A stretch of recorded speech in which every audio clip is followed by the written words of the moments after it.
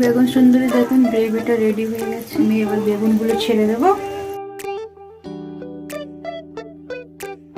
এইভাবে বেগুনগুলো একটার পর একটা দিয়ে দেব।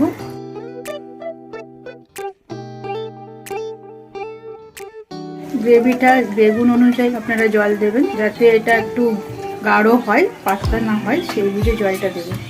গ্রেভিটা যাতে গাঢ় হয়। এইভাবে গ্রেভিগুলো তুলে তুলে দিয়ে দিচ্ছি আমি। তো আমি এবার কারি পাতা ছড়িয়ে দেবো, দিয়ে সার্ভ করে নেবো। আমার অলরেডি বেগুন সুন্দরী রেডি হয়ে গেছে। গরম মশলা ছড়িয়ে দেবো। আমি কারি পাতা দিলাম, কারি পাতার গন্ধটা আরও খুব সুন্দর হয়। আর এর মধ্যে ছড়িয়ে দেবো, দিলে আমার রান্নাটা রেডি। ছোটো চামচে 1 চামচের মতন ঘি দিয়ে দিলাম। চলুন বন্ধুরা, আমি এবার সার্ভ করে নিই। ভালোই গন্ধ এসেছে এবং কালারটা খুব সুন্দর হয়েছে।